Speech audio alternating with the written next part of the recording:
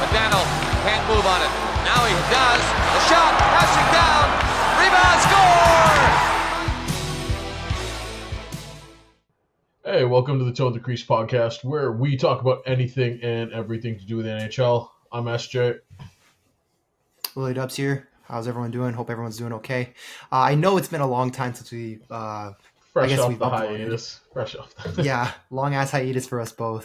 It's kind of crazy how long it's been. Just unfortunately, like summer coincides when like a lot of people want to do things, kind of thing. So like in Wilson's case, a lot of like moving and renovations and stuff with his family, and on my side, like a lot of appointments and stuff that I've had to take like family members to and stuff. So it's just been a lot, and then like weird like timing things that didn't quite line up. Like weekends have just been a bit busy. We've been watching the hockey. Don't get me wrong. Like we've absolutely been doing that. It's just more so like getting the time to actually come together and like talk about it is has kind of been the crazy. Weird. It's kind of been like it's kind of been like phone tag, but I guess it's podcast tag in this case. Yeah, I mean, I also do softball, but like usually when I do softball, I just have the game on my phone because I have the Sportsnet subscription, so I just put the game on my phone while I'm when I'm waiting to go bad. Obviously, I can't have it up when I'm trying to field. And after 3 pitches, he's back to the bench. Don't worry, guys. After 3. Okay, I'm not that bad, but yeah, the ball's not going. Like the softball you play, is it like is there only X amount of pitches you get? Is it one of those leagues? 3 pitches only. Pitches. So you pretty much are back after 3 pitches technically. Well, you have to hit. Usually, I usually hit it before the third one. Whether I'm softball out or... is lame. That's my hot. I don't know if that's even a hot take. I think that's lame. I mean, I get it and I don't, because if you get so many bad pitches at a certain point, it's like if you get 10, it's like, you know. But at the same time, I feel like 3 is a little too not great. Maybe 5 would at least be better. I don't know. I don't even think it should be 5. I think like, you know, play the count. Like just shorten the innings if you have to, but like actually have a count. Like no one's there throwing gas like Nolan Ryan in his prime. Well, the problem is also depends on which league you play in too. Because the league I play in, it's your own teammate pitches to you, so it's self pitch. Yeah. Oh, those are even worse. I mean, it's hard to find leagues where like you have other teams pitch to you, because like that's actual. Even the competitive leagues I see, a lot of it is still self pitch. Really, I was in like I subbed in for someone once where there was even co-ed, it was still like a competitive league. I just value those so much more. Maybe you tell me which league that is, and I'll join that one up. Although if I strike out a lot, your teammates might kill me. But yeah, bro, you can't. It's really hard to strike out in softball. Like it's okay. Really, I have bad hand eye to a certain extent. Like I'll hit it, but like I'll either pop really it up, hard. Ground ball. Okay, so like again, unless you're playing like competitive softball where they're slanging that thing in like Jenny Finch in her prime, it's really hard to strike out in softball. Just for the record. Hey man, I watch a bunch of my teammates strike out, bro. I don't know what to say. Oh, I mean, maybe you're facing like the softball Shohei Ohtani or something. No, like I said, it's our own team pitching to us, so just maybe someone on your own team is softball Shohei Ohtani. That'd be crazy, yeah. Anyways, softball aside, I mean, you can tell us what leagues you play in if there's anything, and what your thoughts are on 3-pitch and self-team pitch softball, because. Please tell me I'm not crazy here. Like I don't feel like Mugatu taking crazy pills or nothing. All right, so today's episode, we were gonna kind of do a post-mortem of the Stanley Cup Finals at the end, because right now the Panthers are up 3-0 going into the third period, but we've seen the Oilers come back sometimes. Like the series is possibly over in around 18, 20 minutes, but again, we'll wait to talk about it. We might even have a game 7, and who knows? Who knows, right? One thing crazier things have happened this series alone. You know what I mean? So, yeah. So we're gonna talk about kind of just more of what's been going around the league. So there's been a lot of hirings and firings that we're gonna discuss, and then we'll kind of do a post-mortem of some of the teams that did get eliminated. Some of the more interesting things about them. You might get a Leafs crash out from WillyDubz and a Stars crash out from me, even though I'm rocking the vintage Mighty Ducks hat today. The one team that's not in one of the teams that's not in the playoffs. It's an iconic logo. It really is. Look, this was like this relates to one of my favorite movies growing up. So I'm just always gonna have one. Just no question. Fair. Okay, fair enough. Did you watch the Mighty Ducks series growing up, by the way? Those movies or are you talking about? Yeah, did you watch all 3? I've watched bits and pieces of each one. So three's the one I watched the least. The second one I Yeah, a watched lot a of ton people of. didn't. The first one I watched a decent amount. I think was the first one the one where they got the penalty shot near the end and then Conway took it. Yeah, yeah. Okay, so at least I remember that part of it because I remember told him work on his triple league and then buried it. Question: what was your favorite one? I actually want to say one. I didn't really like two. The Really? USA. The two Two one is was iconic weird. for me. Nah, if you had at least picked a team other than Iceland, I would have been like fine. Like at So least there's a make the story behind it. plot make Okay, sense. what we'll do in the off season is I'm pretty like I have Disney Plus. We have the Mighty Ducks movie. Let's do a like live watch and react to the Mighty And then we Ducks can pause movie. it. We can pause it at certain. Yeah, points and let's be do like, that. what Let's the do fuck that. is That'd be this shit? fun. Okay. I'm actually All down. right. That'd actually become Okay. hilarious. Yeah. All right. So, anyways, moving on. So yeah, we're gonna talk about just some of the things that have been going on in the league. Some of the teams have made moves, and they're kind of interesting because some are like I don't explain. Some are kind of more. It's interesting to see how that team's trending and what their plan is. Others are more. I don't know what's going on here. I don't know. All right. So the first one I want to start with is Ken Holland was hired as the Kings GM. So this one I don't quite understand because look, Ken Holland to me is a mixed bag.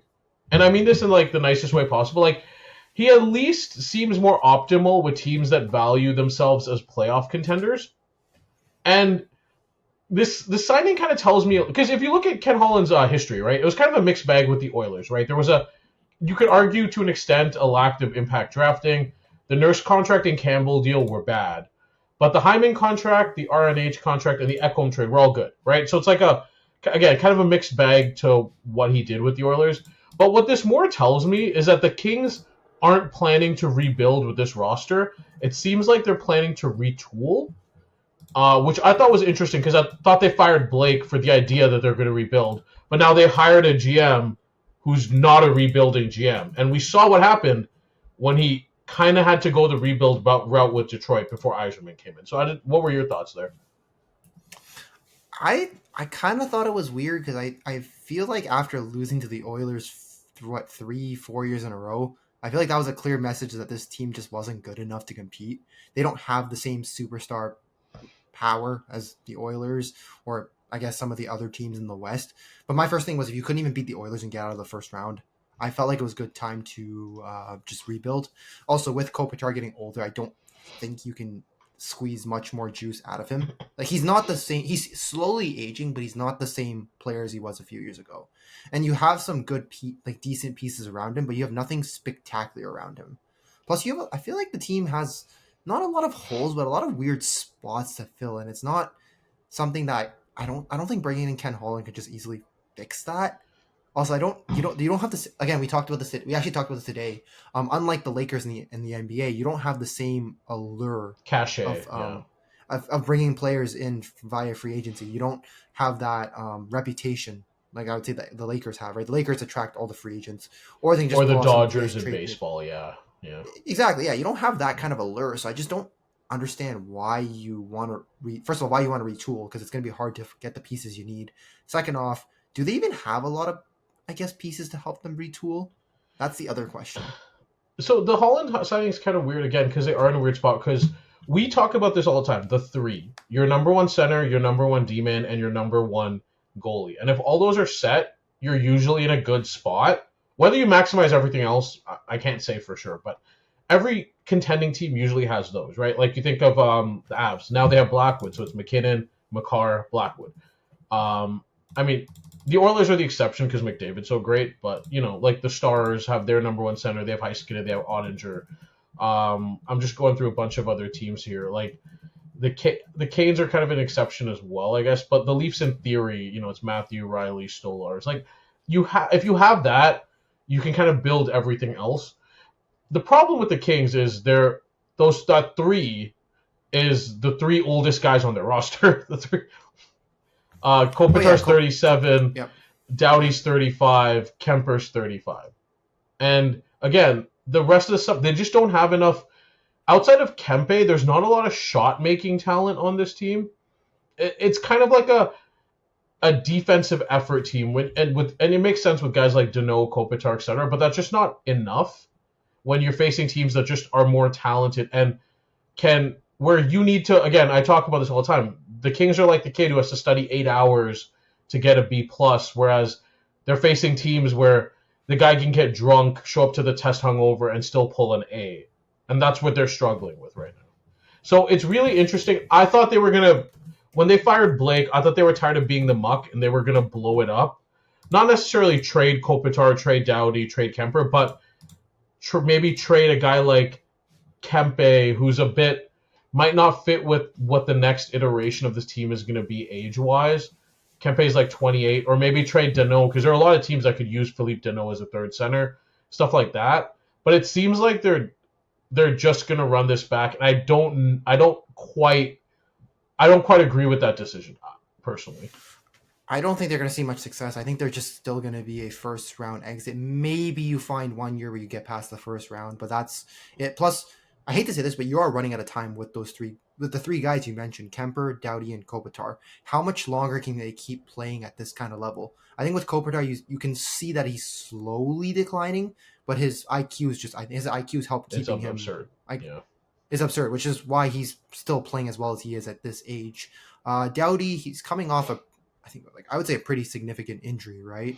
I mean, he came back for the last quarter of the season. I don't know how healthy he is. Again, with older defensemen, you don't really know how good they are coming back. He looked, decent for when he came back, but again, doesn't put the same number of points as he used to. Probably still hurt to some degree. And then I know Kemper had a great year, but again, 35-year-old. You don't know how goalies age. I mean, he's already old enough, so it's like at some point he has to decline, right? I think the curious move, the two telling moves, will be what they do with Kuzmenko and Gavrikov, because Kuzmenko feels young, but he's 29. Gavrikov's 29 too.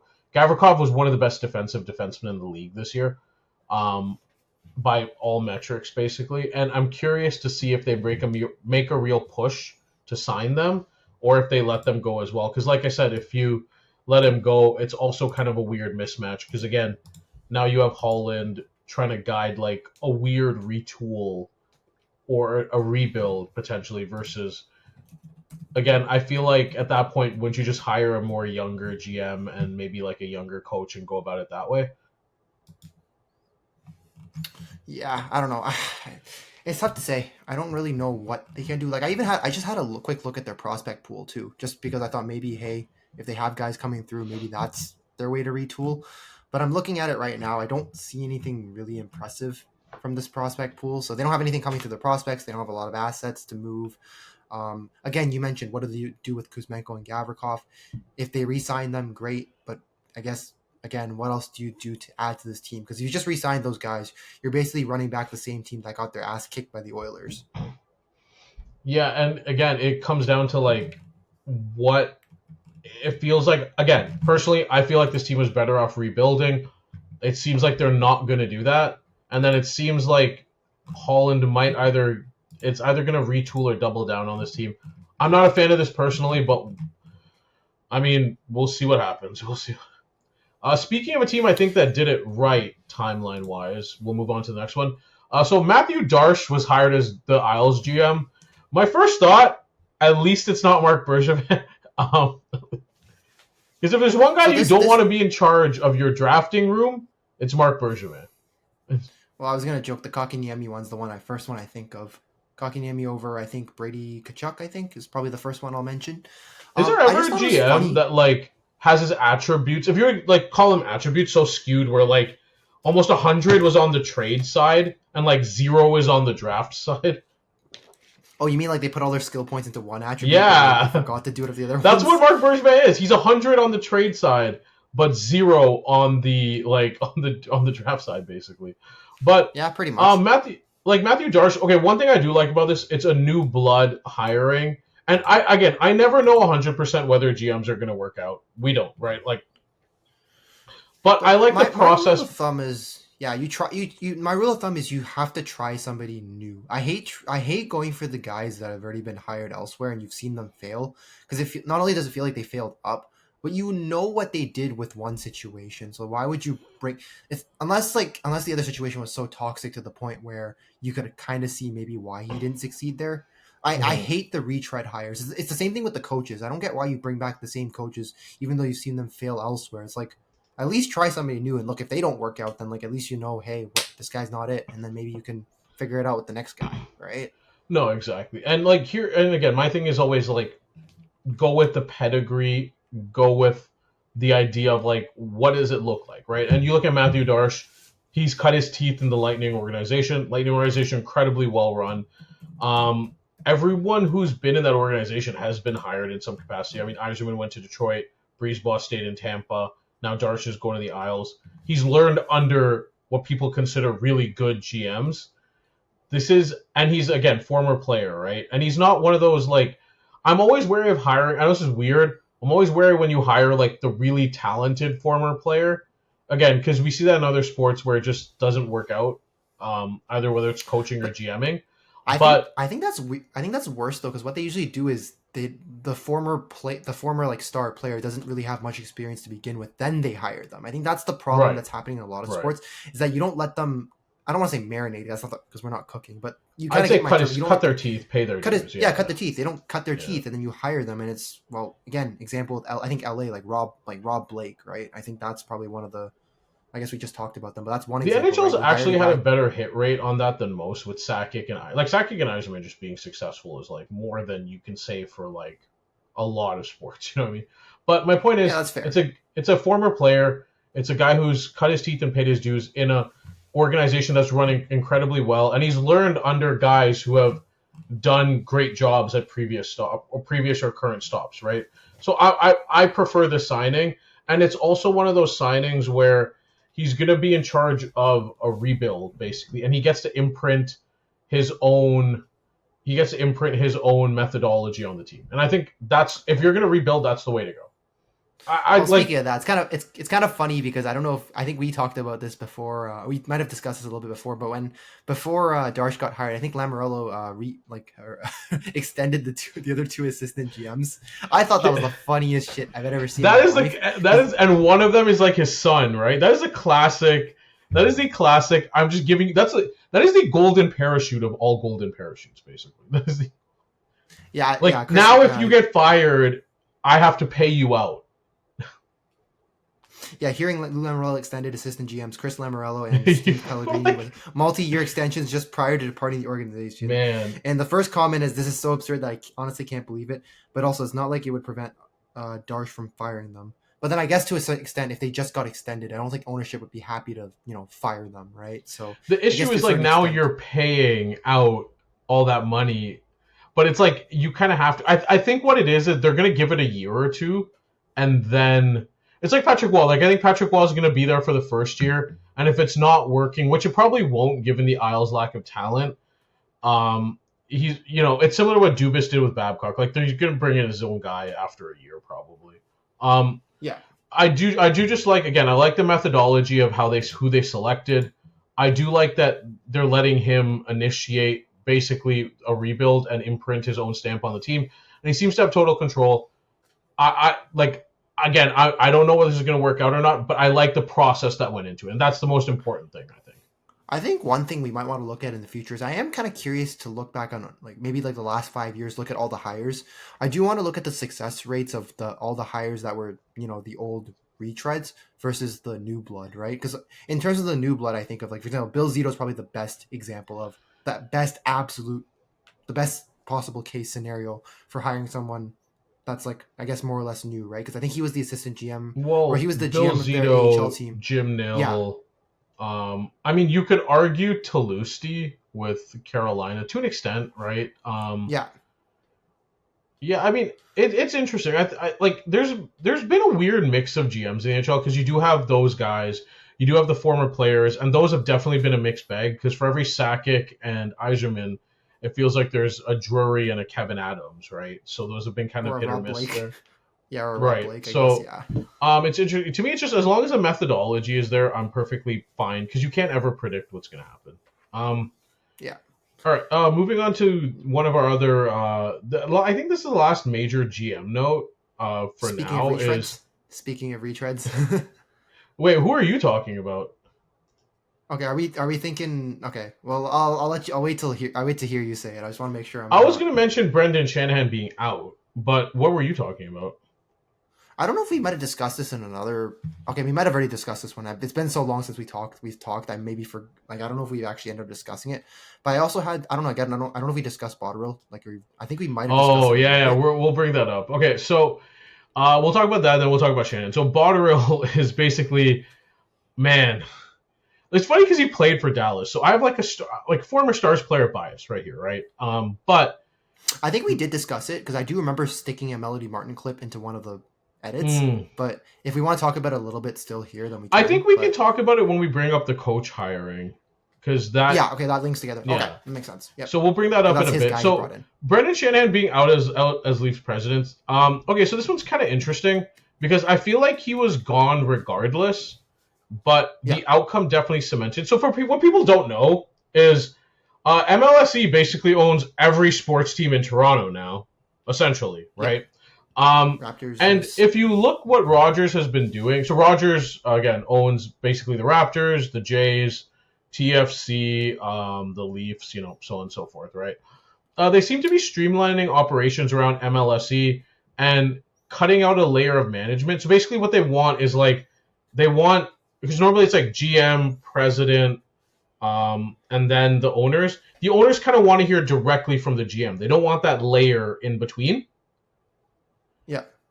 Florida just scored with an empty net 4-0. Okay. So that's game. And it's funny because again, we're fans of other sports as well. The Raptors, the rumors about the same thing happening with Masai Ujiri because Bobby Webster is the current GM.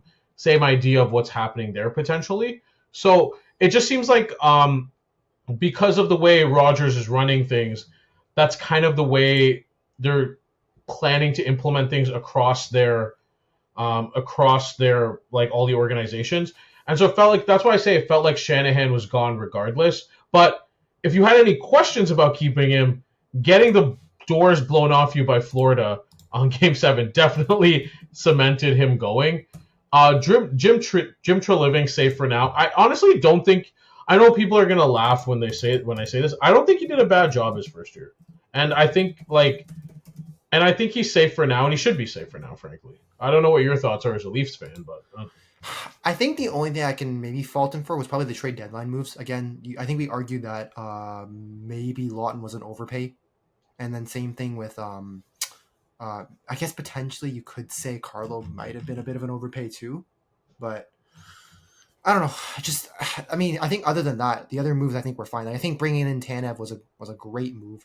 I think in the playoffs you saw that he was the only defenseman that seemed capable of making a play to get the puck out of their own zone. So that seemed like probably one of his best moves. And then again, bringing in Stolarz. I mean, Stolarz was good until he got hit in the head. And then I think the Wool extension. I mean, Wool had his moments where he's a little bit leaky, but again, I think the Leafs are fine in net, so at least that's solidified. So I think Treliving did fine for what he had and what he could do. And I mean, he did try to move on from... Treliving's always been a weird victim of... His process has always been good. The outcomes sometimes have just been horrible. Like, it's weird. I don't... If you even look at his moves in Calgary, right? Like, his moves in Calgary, like, there were a lot of good moves that just didn't work out. Like, they probably hit the worst percentile outcome possible, right? And so it's funny because, I was going to say the Hubert, like, I think the Huberdeau trade especially, right? Because it made sense. You had a disgruntled star player who was upset. You traded him, and I think people actually thought they won the trade because of the return they got. It just somehow, I guess, I don't know what happened to Huberdeau, but it just didn't work out. I mean, Uyghur's been fine, at least. Well, think about it this way too, right? Like, the Markstrom signing was supposed to, and it did work for like years. It was really inconsistent, but in theory, that signing was a really good signing, right? I mean, there were good moves he made. It just, the team, for whatever reason, it didn't come together the right way. But overall, I think, like, again, I don't mind this move. I think also it felt like there was a big power struggle with Shanahan that was going on as well. Like, we heard the rumors about Kyle Dubas wanting to trade Marner before the no-move clause kicked in, Shanahan overruling it. And I think Rogers kind of, again, one thing I think Rogers doesn't want, and they've made this clear with their other organizations, is they want to make sure, like, the GM kind of has full autonomy. Like they'll report to Keith Pelly, who will report to the owners, but Keith Pelly is not gonna overrule a decision like that. Like Keith Pelly's not gonna be like, that... you can't do this, you can't do that. He's exactly. he's not gonna stop their moves. Yeah. I am curious. So I think like Tree Living just has the power. I'm curious. I don't think they'll install anyone, just given what they want to do. But I'm curious. I'm kind of curious to see what happens with Rogers. Rogers taking over almost in a way. Yeah, I think we'll see. I mean, we'll see what happens. I think you mentioned don't think they're going to bring a president in or whatever, but I am curious what kind of moves Tree Living will make. I guess given the whole situation, I guess maybe let's not talk too much about this, but seems like Marner's not coming back and all, so I'm curious to see what happens. Like, what's the fallout of all this? Man, the Marner Leaf situation right now, we'll talk about this later, but just seems like one of those... It is the most toxic situation I've seen in my life. It seems like one of those things where you thought it was a happy couple, and then they gave you a call later telling you they were getting divorced, and then all the stuff came out, because that's what's basically happening right now. Yeah. But yeah, we'll talk about that a bit later. Was there any other... There's not any other GM notes. I think those were the main ones, right? Yeah, those were the main ones. I think we said we would talk about Botterill when we talked about, I guess... Should we talk about this one first then? If I already brought it up the now, Kraken are determined to be Buffalo of the West. I don't know why. Like, to be honest, first of all, I don't know why Ron Francis still has a job there. I don't know why Jason Botterill got a second GM job after what he did in Buffalo. And I don't know why. Look, I'm not saying Dan Bylsma was a great coach, and we've discussed this. But I don't understand firing Dan Bylsma and then hiring who they hired. Yeah. I don't know. I think the problem is we saw Lane Lambert in with the Islanders. He wasn't... I'll be honest, I wasn't very inspired by his play or inspired by, I guess, what I saw from him then. But I think, okay, as a Leafs fan, because he was the Leafs assistant coach, they had a really good penalty kill under him. So I think he's a good assistant coach. He's one of those guys, I think, that he's a great assistant coach, but I just don't think he'll ever be a great head coach. The Mikey O corollary. The Mikey O, exactly. I was going to say that's the one you always reference. That's the extreme one, for sure. Is that the most extreme one you would say? Yeah, Mikey O's been horrible as a head coach. Okay, because I don't know much about his tenure as an assistant coach. Like I assume he's like decent, but I didn't think he was like extreme to the point he's like really good as an assistant coach. But like you wouldn't want to touch him with a 10-foot pole if you're looking for a head coach. But yeah, I just don't understand it. I will say, like, the way Dobson looked under Lambert versus under Waugh, maybe there's some upside for Dunn and Montour on the power play. Florida just put another one in the empty net, 5-0. Dunn, maybe there's some upside for Dunn and Montour, and maybe he helps with the development of Riker Evans, but I just didn't see enough that would tell me that this guy should be heading this team who, again, he came from a team who was already talent deficient, and now he's going to another team that's talent deficient. Like, this isn't... It's funny. Like, yeah, I was gonna say Bruce he went from mid team to mid team. Like the Islanders, I hate to say this, they were mid when he was the head coach, and it's not really his fault because let's be honest, the Islanders didn't really do much to help him in terms of talent. But I mean, same thing with the Kraken, right? They've signed a bunch of mid players. I think Stevenson last year. It just feels like is it the band of misfits? Does this feel like does this team have the band of misfits? Kind of, but no, they're a little bit more talented. Again, I like Dunn, I like Montour. It's just weird because it seems like they're starting to offload guys, but they also hired Lambert and Botterill, which I don't quite understand. Unless Botterill's going to lead a rebuild, which, that's going to be interesting. I don't know what they're doing. Again, to me, it seems like they're trying to just replicate being like Buffalo of the West, which, I mean, sure, if you want to do that, fine. It's kind of interesting, too, because they hired Lambert, but every other... Edmonton scored 1, so they're down 5-1 now. Yeah, I just saw that too. I'm flipping between two different games right now. I have two things on my screen. So I think the interesting thing is they went retread, but a lot of other teams with openings went new coach. So Boston went with, funnily enough, they went with Marco Sturm, who was in the Joe Thornton trade when they traded Joe Thornton to the Sharks. So that's kind of a weird full circle moment there. The fun fact, right? Pittsburgh went with the guy I actually never heard of, Like when they mentioned they hired Muse, I was so I didn't even know who he was. I had to look him up. I mean, I still have to clarify every information I have on him because I don't actually 100% know who he is either. When I heard that, I was okay. And then what was the other major coach hire? What was the other new coach hiring we had? Oh, there was a couple. I mean, I guess Blashill for the Blackhawks. That's one probably. Again, retread. That's a retread one. Quenneville for the Ducks, retread, and that one had a lot of controversy attached to that one. Sullivan for the Rangers. Talkett for the Flyers, I think, and then again Muse for the So it's kind of interesting what teams went with the retreads versus what teams went. I think that's the main dividing point here, right? So let's break this down, right? Again, Boston seems like they're going to do a rebuild. Their team's really young. They went with Sturm, right? Pittsburgh seems like they're veering to rebuild because you hear all the rumors. Everyone's available. They're going with a newer guy. Right, maybe and there's some hope. They're not planning to. I think they're not planning to re-sign Malkin either when his contract expires too. So that's the one I think I've heard. So I think they're fully intent on the rebuild, which is kind of interesting because man, you have that Carlson contract, and I think Crosby just got extended, if I'm not mistaken. I think they're going to try to do what the Sharks did under Greer, where they're still going to have their guys, but try to accumulate assets. I mean, they have a lottery pick this year as well, right? So it's not like the weirdest thing.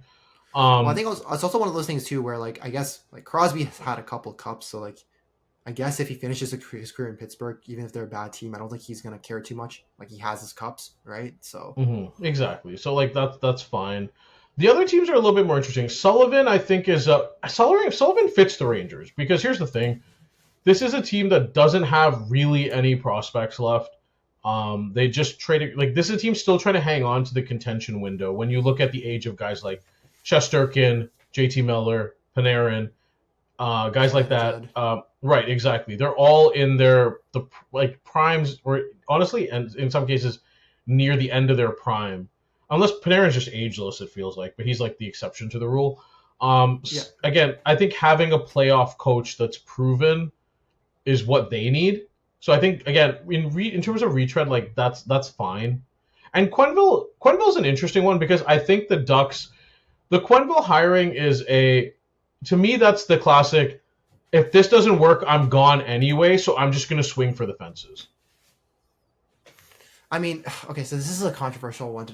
I guess this was a controversial one at the time of hiring. Obviously, for those who don't know, Quenneville was one. Okay, I'm going to push back on this. If Stan Bowman has a job in the NHL, I have no problem with Joel Quenneville having a job. So my argument is neither of them should have ever been hired. So I think it's fair for me to say that I just would have rather none of them have been involved in the NHL again.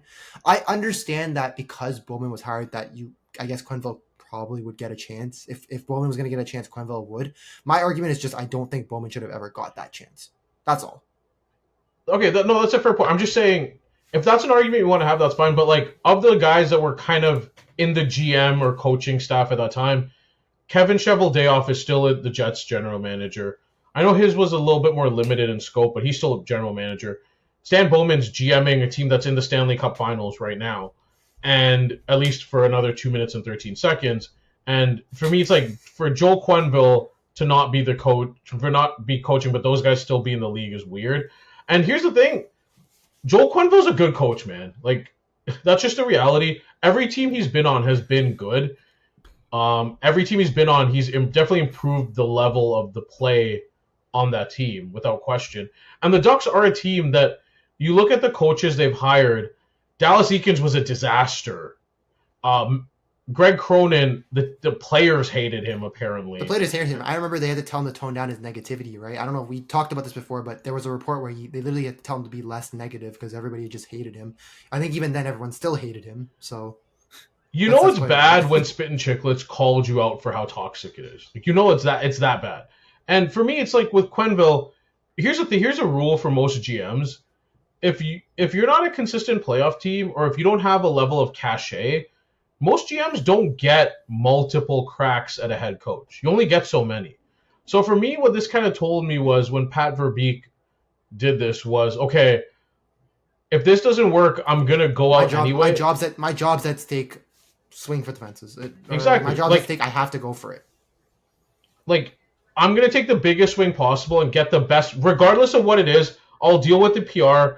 I'm going to get the best coach possible, because if I take someone who I don't think is the best option and it doesn't work, I'm getting fired. So I might as well take the guy I want, deal with the PR bullshit, and hopefully we keep our jobs. And for that, I have no issue with it. I feel like the one worst thing that could happen is like if you find out, I guess somehow. Okay, so for people that are watching, this is just pure conjecture. This is not defamation or anything.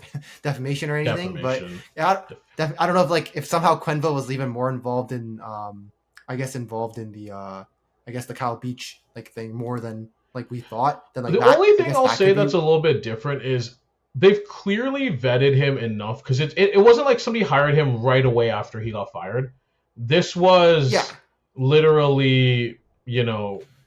He hasn't coached for 2 years now? Is it only 2 years. Yeah, 2 years. Longer. No, Paul Maurice, 3 years. Yeah, he hasn't coached for 3 years. Yeah. So, I mean... That's what it feels like. It feels a lot longer. Yeah, so it's one of those things where I think it's perfectly... I think at this point, the information is what it is. Can I just say this, though? Just as a personal rule, I hate when teams do this, when they're like, oh, they spoke to Kyle Beach to make sure it was okay. Because they did it with Stan Bowman, and the news came out that, oh, he spoke to Kyle Beach, it was okay. Can we just stop doing that? Let's just be real here. You think you want them to stop?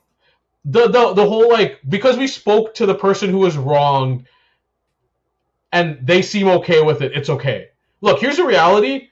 You just want to win, and you're optimizing what you think is your best chance to win. That's it. Let's just leave it at that. You're saying don't pretend that you're trying to do the morally right thing, I guess, quote unquote. Don't pretend that you really care about the PR vetting of it. Don't pretend. Don't pretend that when you care about the winning. When you care. Yeah, that's all you care about. Don't pretend you care about this moral side. It's like, oh, because if he didn't speak to Kyle Beach, you wouldn't have hired him. No, let's be real here. In the Oilers case, in the Oilers case, chance to win. Yeah, the Oilers case, they thought Stan Bowman was a good enough GM that he would get them over the hump. In the Ducks case, they thought they think Joel Quenneville is enough to take the next step that they badly need to take with this team. And that's it. Let's just call a spade. We see it in every other sport too. Let's not pretend the reason the Baltimore Ravens in the NFL just literally drafted a guy in the second round who was charged of sexual assault in both high school and university. And you know why they took him? Because they thought he would help them win. It's kind of the same with Joel Quenneville. Let's just be real here. Yeah. Oh, no, that's fair. I guess I never really looked at it from that perspective. I think my thing was always the way I always looked at it was more or less I just thought both guys shouldn't have had a job. That's all. And that's a fine argument to make too. I'm just saying if one's there, I don't think there's a problem with the other one being there. Who do the Flyers? I just think it's bad that you can't be like, oh, you can't be okay with one but not be okay with the other. I think that's the main one that pretty much 100% against. You can't be like, oh yeah, it's fine for Quenneville to have a job because he had less involvement, but oh, Bowman was the GM. Yeah, no, he can't have another. You know what I mean? It's like you either let them both in or you don't let them both in, or you don't let both in. That's exactly. Who did the Flyers hire again? I'm totally blanking. Was it not Tocchet? Is it not Rick Tocchet? Oh right, yeah. You're right. It was Rick Tocchet. Okay, I thought I had it written down. So man, Tocchet's a weird one because I feel like you need a really good goalie with Rick Tocchet as your coach. Now here's the problem: the Flyers goaltending is at one of the worst tandems in the league possible. I don't know. There couldn't have been one worse. I think Jack Greaves saved the Blue Jackets from being the worst one, but man.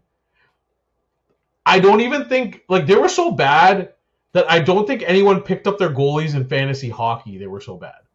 And if you look at the advanced analytics, someone had Fedotov for a few. I think you had Fedotov early in the season. You dropped him after that, and then somebody had Urson for pretty much the whole year. Although that was it's probably better off just streaming guys for the whole year than having Urson of all people. If you go by goal save above expected, so of 103 goalies that at least played a game, Fedotov and Urson were 99th and 103rd. Wait, how many games? At least what? Games? 3? So at least a minimum of... No, at least you played a game. So... Oh, you're going to go minimum. So minimum at least one game played. Of 103 eligible goalies, Urson and Fedotov were 99 and 103. So fourth last, and dead last. I was gonna say it'd be easier just to say dead. Well, I guess fourth last. Yeah, it's easier to say first or like they were horrible. And fourth. The problem with Tocchet's system is he plays very low event. His teams play very low event hockey, and it's regardless of talent. Because you saw it in Vancouver, while Quinn Hughes elevated his game immensely, you still saw how much less shooting they were doing compared to like Travis Green, right? And they had the talent. They had JT Miller. They had Elias Persson. They had Brock Besser. They had guys like that, right? And they had Hughes, who's like arguably, if not the best, one of the best power play quarterbacks in the league. And now you're going to a team who doesn't have even that. less talent. Yeah, with even less talent. With no centers, with Konechny's again, and then a bunch of stuff. Like Konechny's obviously their best player, but it's one guy. And then a bunch of stuff to figure out on defense and some of the worst goaltending in the league. I don't think Tocchet's a bad hire in general. I just don't think he fits this roster at all right now. Now, here's the question. If the trial for the 5, Canadian World Junior players from the 2018, finishes up soon, do you think they re-sign Carter Hart? No, Carter Hart's going to Edmonton. 100%. Okay. After this? Okay. After they literally played goalie roulette in the Stanley Cup Finals, they're going to try to sign Carter Hart for the league minimum. No question. Carter Hart's working out in Alberta, I think. I don't even think he was playing with a team for a long period of time. And he's from Alberta. Yeah, I was going to say, I thought he was from Alberta. He is born in Sherwood Park, which is Alberta. Yes, okay. But yeah. Okay. But yeah, and honestly, if you're the Oilers, you might as well triple down. You have Kane, you have Stan Bowman. Just bring it all in, baby. Bring it. But yeah, again, for me with Tocchet, I just think it's a real mismatch of what he is and how to maximize him versus what the Flyers. I think the Flyers really needed to go with a younger, developmental coach. Yeah. Yeah. To me, it didn't make sense because, actually, I would have understood it more if they hired him last year after the season the Flyers had before, because the analytics at least backed up them maybe becoming a better team. Right. But I think after seeing what they were this year, it's just now we just sure you have Michkov and Konechny. Those are the only two pieces up front that I would feel very confident in. Tippett, I guess maybe to a certain extent, but and then the D-core, there's question marks there, and then your goaltending. I would much rather put one of us two in net than either Urson or Fedotov. It's fine. Fedotov 6'7", by the way, just as for people who understand this. Which is even worse. You can't be this bad and that big. That's the thing that's tough. Is I don't know, but here's the thing. Also, the other thing too. I know this is sound weird. If the argument is playing very high effort defense and low event hockey, I know John Tortorella didn't want to be there for a rebuild, and that's fine. But that's basically what John Tortorella does. So you're basically just swapping John Tortorella for a version of John Tortorella that just actually wants to be there. I don't know if that's really much better, to be honest. It's kind of just am I crazy for thinking that? No, right? No, I'm probably not. I mean, I kind of like Tortorella because I just want to see the spicy quotes in the media. No, but I mean, in terms of play style, you're basically just going away. Play style, you're getting the same coach, but I just prefer the spicy media quotes more. That's all. You're just going from John Tortorella to less fiery John Tortorella with less hair, and I can say that I'm bald, so I can. All right. And then I think the last thing we should talk about. This is my team. The Stars fired Peter DeBoer. This is probably the most sought after head coaching spot in the league right now. I think that without question, right? Yeah, I mean, you've made the conference finals, 3 years in a 3? 3. Okay, 3 in a row. Okay, I just want to clarify that. I think this is one of those finds where I feel I don't want to say I feel bad for DeBoer, but okay, so it's not that he did anything wrong. It's just I think the circumstances of what happened. It's the problem. It's once you lose in the conference finals 3 times in a row, there has to be change, right? But the problem is you couldn't find it.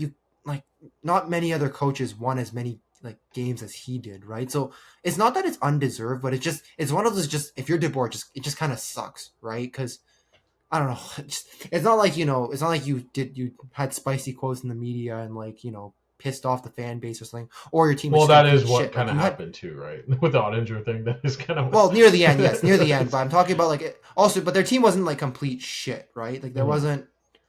I don't know. Just I do feel bad for him to a certain extent. I think the issue. So okay, I'm going to talk about this from my perspective as a Stars fan. So there's a couple things with Peter DeBoer. One, he's again there's a certain floor with him that you can't ignore, and I think we have to acknowledge that, right? But I think we also have to acknowledge that floor has come with really good teams, right? Let's acknowledge the talent in San Jose at that time, the talent in Vegas, and the talent on Dallas. These were some of the best rosters in the league, right? And they've proven that. Yeah. San Jose fell off, but that was more because of like personnel decisions. But like Vegas has still kept chugging along, for example, right? I think, knock on wood, like unless something bad, unforeseen happens, I think Dallas will still keep chugging along. I think the issue is, yeah, DeBoer, I think, was a victim of circumstance, but it's kind of an interesting circumstance because one, I think DeBoer has his system, which he's very set in, but he struggles at making adjustments. And you kind of see that when matched up against Knobloch, who's always adjusting things game to game, even within the game. I think that's one difference you see. And I think the other issue too is with DeBoer let me put it this way. You go back 3 times, and if the team in theory gets better, so the first year against Vegas, I completely understood it. I didn't feel like they were there yet. Last year, I felt the team was good, but the argument is, hey, you ran into a hot Stuart Skinner. Happens, right? This year, I thought the way you went out. I think the way you went out left a bit of a sour taste, right? The way the team went out. It's the best team on paper they've had, and then to go out the way they did in arguably worse than the 2 other years. And the problem with Dallas always under DeBoer is when they start to struggle, there's just no shot pressure. And for a team with this much offensive talent, no shot pressure is just unconscionable. Like there were periods at times in this Oilers series where they just didn't put up a shot for like 6 minutes, which is unconscionable. We think about the 4-line level of talent that's been there on this team, right? And I do think that has to change. And then you combine that with, again, what happened when you throw your franchise goalie under the bus, arguably, probably doesn't adhere you well to the fan base and the team at that point either. Especially because here's the reality. Franchise goalie, coach, who do you think the team's going to pick, right? Yeah, exactly. I'm just kind of curious. Do you think he kind of knew he was already on the way out? And he I think, I think that's one of those where you just say that you're just already like pissed off and like, I don't want to say you're already salty, but like you're just like you've kind of just like it's not like the giving up on life part, but like you're just fucked. So you're just gonna get everything, like you're just gonna say everything, like get everything out of your system before you get fired. Like it's like when your manager's about to fire you, just yell and spit, like you just say every shitty thing to him. It was one of those things where I can't say this for sure, but I feel like after the Rantanen trade, there was kind of this idea of we have to be more competitive than we were last year. And here's the other thing too that people don't want to admit is I'm not going to say the Stars got lucky because, but they relied heavily on like individual performances to bail them out on times. The team was very spotty game to game. Was that the case in the first round? Like, I guess maybe Rantanen like coming alive in games 5, 6, and 7. Would you say that's maybe one particular point? Well, like the 2 most consistent players I think were, I'd probably say actually the only real consistent player was Harley. Well, Robertson was good when he came back as well. It just took him a little time to get his sea legs. But yeah, I'd say Harley was probably the best one. But if you watch that Avalanche series, I know they didn't have Heiskanen, and I know they didn't have Robertson, but the game to game was just, there was so much variance in how they played. And if you look at Winnipeg too, like if it wasn't for Hellebuck's own variance, like the Stars were outplayed in quite a few of those games as well. And there were other games where, again, Rantanen bailed them out in game 1. Harley bailed them out once. I think Harley bailed them out in game 6, if I remember correctly. There were just all these random moments. And then the Edmonton series, there just wasn't that like shining moment from any individual player, and they just got the doors ran out of them after game 1, right? And again, what was the issue in the losses? It's always a lack. There's not consistent shot pressure with this team when they enter the zone. It's not there for some reason. And I don't know if we'll find out if it's something with DeBoer's system or if it's something with the individual players. But a lot of the players have, to an extent, been cycled through, and it's still the same issue that persists in the playoffs against better teams. So I'm kind of curious to see what they do.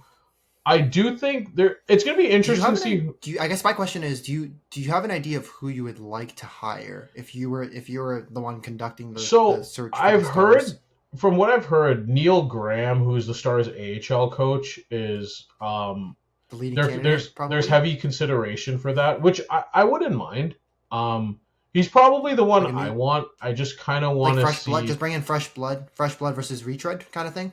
Right, and I also think that he's one of those guys who has a lot of experience with the AHL affiliate, right? So he knows a lot of these guys.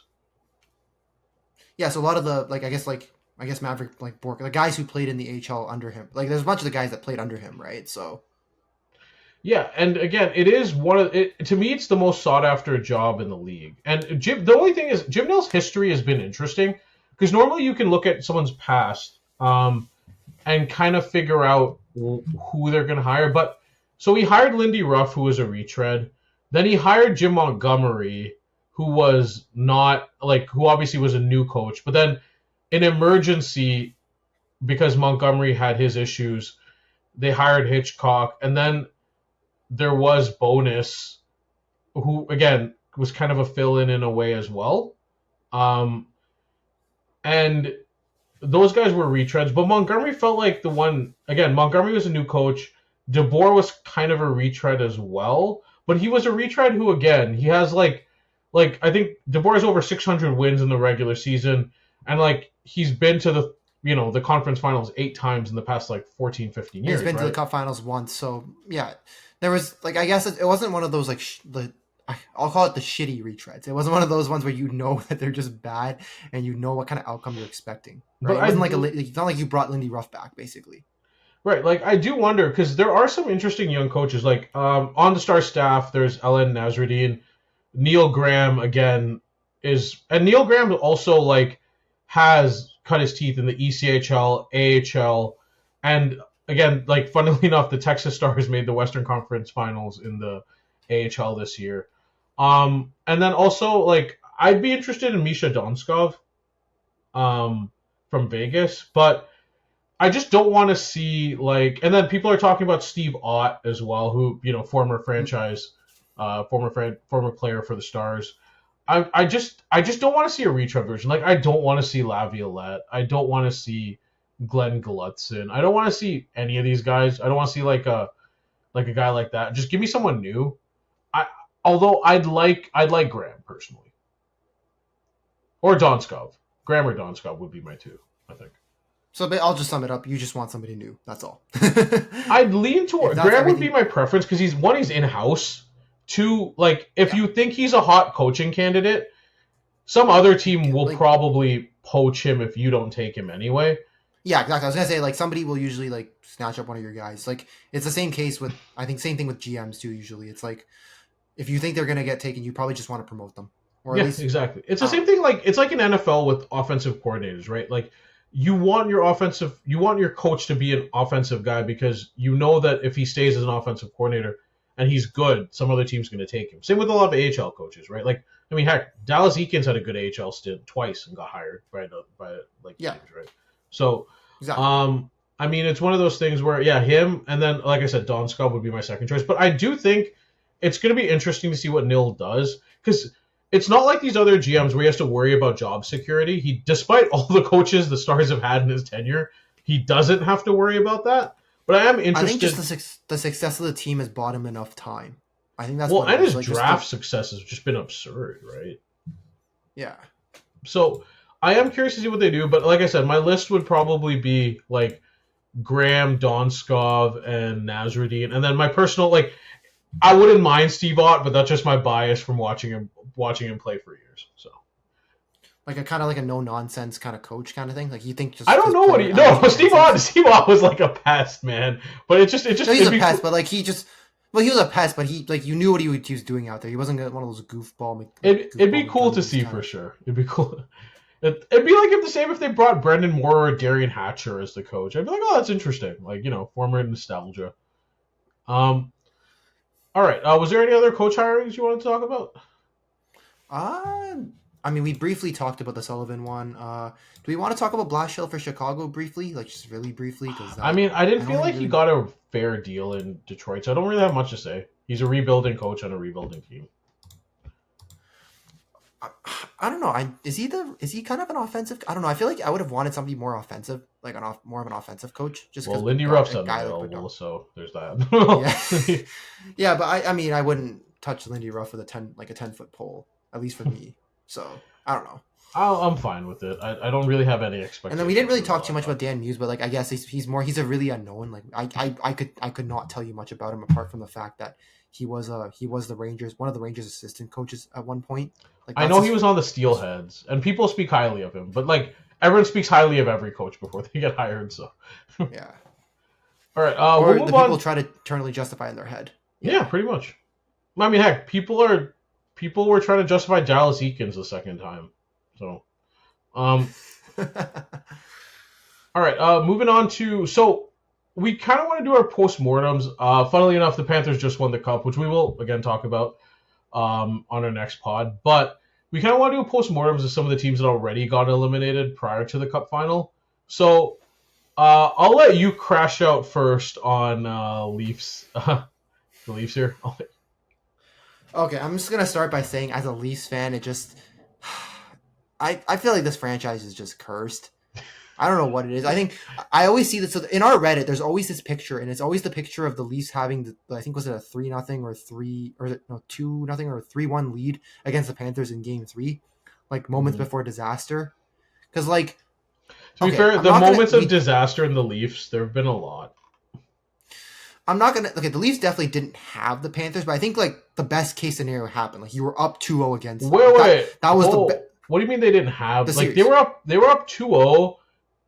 They had the lead in Game 3. Well, I said that was the best case scenario. Like you had the best case scenario. You were up 2-0 and you had the lead in Game 3. Like that was the best case scenario. Then Doomsday basically happened. You blew the lead. You lost in OT. And I think I wasn't too mad about the OT loss at the time, just because I think again we were a bit lucky to get to OT after we let the Panthers kind of get back in the game. Like I think our tying goal in that in the third period bounced off, I think, Seth Jones in front of the net. So I wasn't mad when Marchand's goal bounced in off one of our guys. I was like, it's bad luck. It happens. Oh, well. And then Game 4, it just felt like the Leafs just didn't really show up, and that kind of pissed me off. I hate when you lose when you don't show up. Like, if you play hard and their goalie just stymies you, fair. You did everything you could.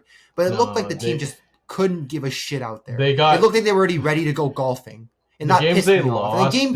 They got put out to the back like Old Yeller. That's just what it was. The only one that didn't get put out to the back was Game 3. But then, yeah, Game 4, they got put out to the back. Game 5, they got fucking, like... It was like they got, like, spanked in the ass 1,000 times.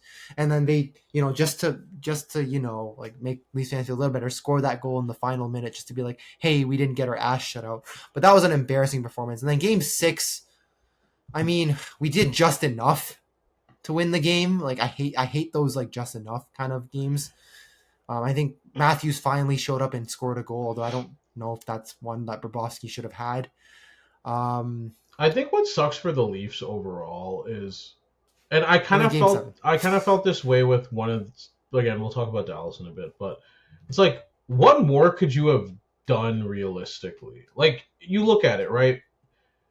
I mean, yes, they could have probably got like an elite offensive defenseman, but none of those guys are available, and they don't grow on trees, right? But it's like, I think what the Florida series basically taught me was, I think first of all, there's two things. One, your top guys showed up for games 1, 2, and maybe parts of 3, but I think after that, again, I know people always joke about, Matthews, Marner, and Nylander kind of disappearing and Tavares disappearing in key moments, but they really did disappear in the key moments, right? They were nowhere to be seen for games 5, 6, and 7. Like, Matthews, sure, he scored in game 6, but like games 5 and 7 in particular. I was watching game 7. And then I think the depth for Florida, too, Florida just kind of showed what kind of depth they had, right? Their third line and fourth line, like the third line in particular is the best third line in all of hockey, right? It's basically like best third line of hockey. It's basically like the HBK line from Pittsburgh back in the day on steroids. Exactly, and it's just like when you compare it to the Leafs' third line, it just getting consistently outplayed. Again, I think what's tough if you're a Leaf fan is like, again, when I look at what Tree Living did, it's like Pacioretty was a good signing for them, right? He's a UFA coming up this year. Agree with that. Tanev when he comes back, I'm 100%. Tanev was a great signing for them, right? OEL, like, for what he provides at his age, was solid. Stolarz was an absolute win. And it's like, Yes. you buffered up all these spots, right? And you still had your core, and it's like, you come to the realization that it's what more can you do? And the second realization that this core just wasn't good enough. And now that Marner's leaving, it's kind of this weird spot of, okay, are we even further behind than we are? Because now you're either going to do one of two things. You're either going to sign guys to one-year deals until you hit the fish that you're looking for, or, which, again, Matthews isn't young either, so it's like these are years that you're not wasting necessarily, but like you're biding of one of the elite goal scorers primes in our league, or two, you're going to suddenly replace that with depth, and that doesn't always work. So I think here's the problem that people don't understand as Leafs fans. I think the one thing is, look, I don't like the way that things went down with Marner, both from the player perspective and from the team perspective.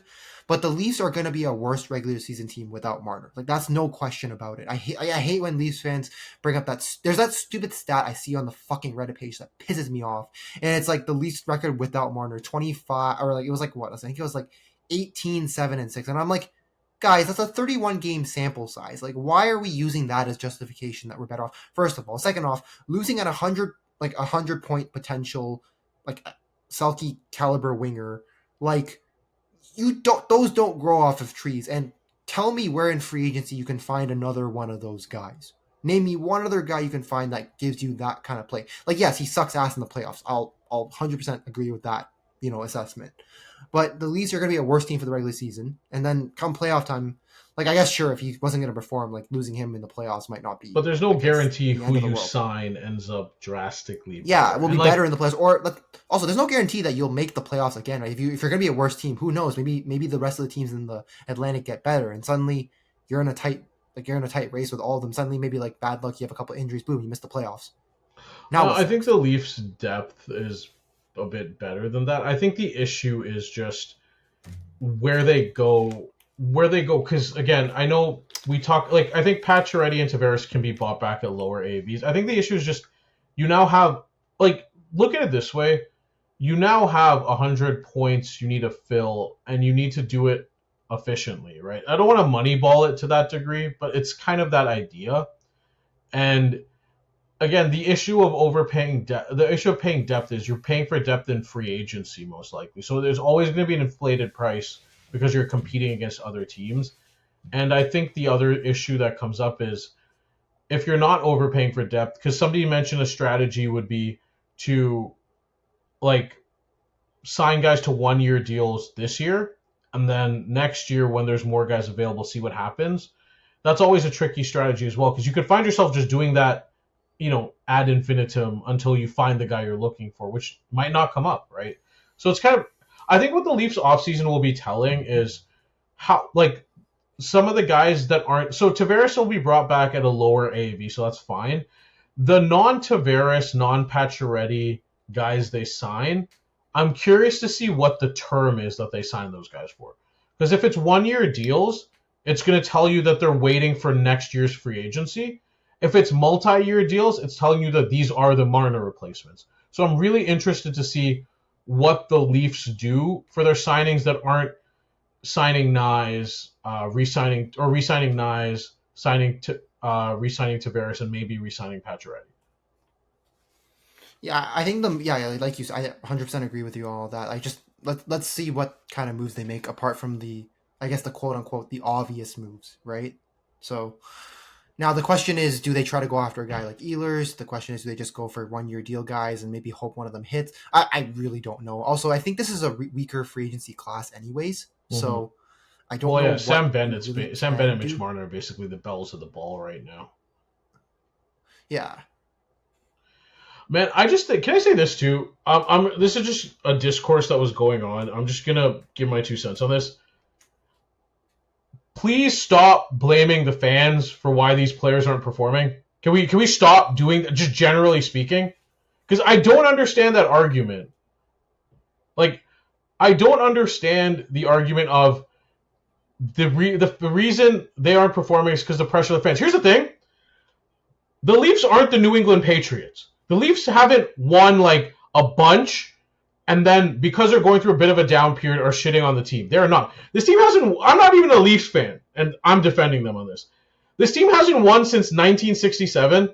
They haven't made the conference finals since like what 2002, 2003, and 2001, 2002. Not only do they lose, they find like the most excruciating ways to lose possible. Like, and you can list the litany of ways they've lost. And it doesn't matter what team it is. Somehow a different team becomes their boogeyman every year.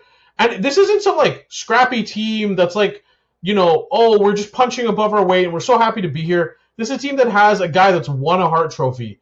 Like two guys that have been on the all NHL, like the end year All-Star team, like elite players. And you're basic, and in terms of almost in advancement, they're not really that much better than when they started in terms of like how far they've progressed, at least in the playoffs, right? And for people to be like blaming the fans for that is crazy. Because here's the thing, for the fans to still support and actually care about the regular season, despite the last, 8 years of this, personally for me, I think Leaf fans are crazy for doing that, but you have to admire the passion, even if there is delusion that comes with it. So yes, you admire my passion. Thank you. Because what's the alternative? Because if Leaf fans stopped supporting them, you'd be like, oh, well, they're just bandwagon fans. If Leaf fans didn't support them at all, you'd compare them to, an area with a shitty, like, people shat on Arizona's fan base. People shat on Atlanta's fan base.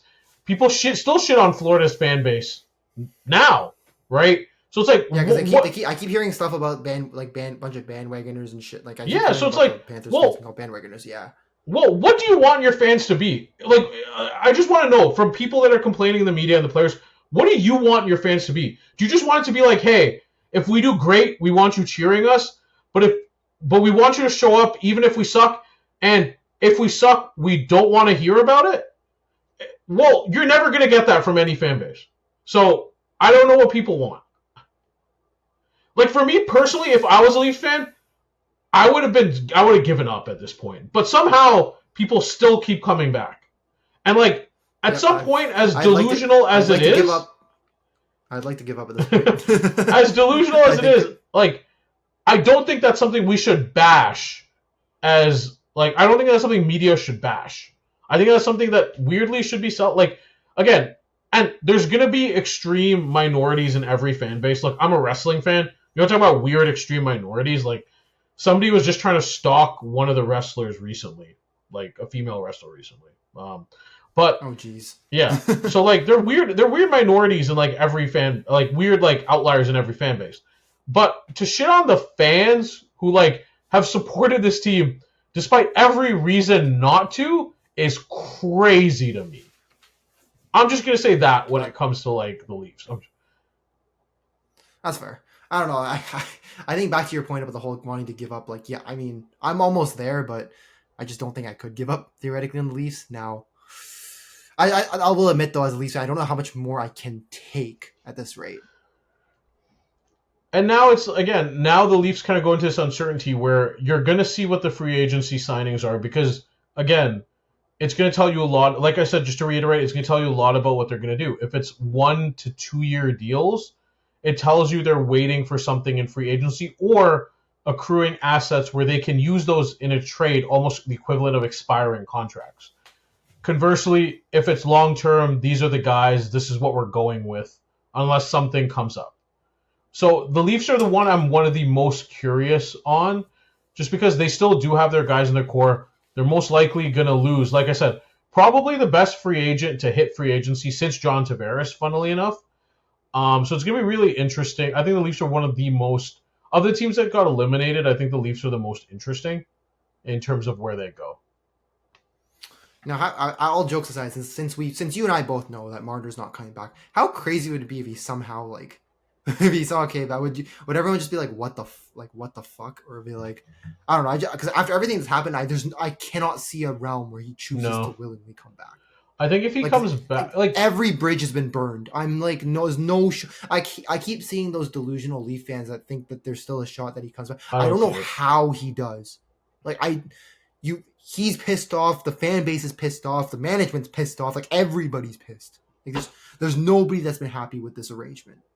So I think that's a bit on everybody, and I think we talked about this like just on the phone the other day. Like I think it's on. So if all rumors are true, Kyle Dubas tried to trade Mitch Marner before the no move clause kicked in, and Brendan Shanahan overruled him. That part is on management again, and that's kind of why we spoke about this before. Rodgers kind of wanted to streamline things, so things like that don't happen, right? I think what's kind of on, like, I don't want to say what's on the media to an extent, but I mean, does the media dog him a bit more than Matthews? Yes. Like, let's just not. Yes. Yeah. Like, do they mention the stuff about his dad? Yes. Like, I'm just not. Yes. I'm not going to sugarcoat. Like, they always bring up his dad. I'm not going to sugarcoat any of that. Yeah. Right. If I will say, if he signs with Carolina, despite blocking a trade to Carolina, it would be the funniest thing. And I think he would be the most hated Toronto athlete I can remember. Since Vince Carter? Dude, I think Vince Carter would probably be more forgiven than Mitch Marner. Because at least the Raps won a title. I still don't forgive Vince Carter for the record, but like at least the Raps won a title. I don't know if the Leafs don't win a title anytime soon, man, that's gonna be tough. But the other thing, but I think part of it is on Marner. And here's the reality. Look, I always say this. Marner tried to play both sides, where on one hand, this image painted him as the hometown kid who would do anything for Toronto, wanted to be here his entire career. Again, born and bred, loves the city, breathes the city, understands the fans, like everything, basically the hometown kid, everything you could associate with it, right? But here's the thing. You can play that role, but then you can't also just but your actions can't say you're all about the money. And in this case, Marner's actions were all about the money. He maximized the AAV for the shortest number of years possible to maximize his free agency. And look, I'm fine with that normally. Like I'm okay with guys just being in it for the money. I think that's what you should be in it for with any job. But at least admit it. You're in it for the money. But like, I want the most money. You can't play both sides because people read through that because they'll look at what you're saying versus what your actions are, and just not find that. And that doesn't endear you to the. I honestly think the fan base would have respected it more if Marner just said he was in it for the money, because at least right? Yeah, because then you'll just be like, okay, like, like fair enough. Like your actions and your words are the same. And here's the other thing too.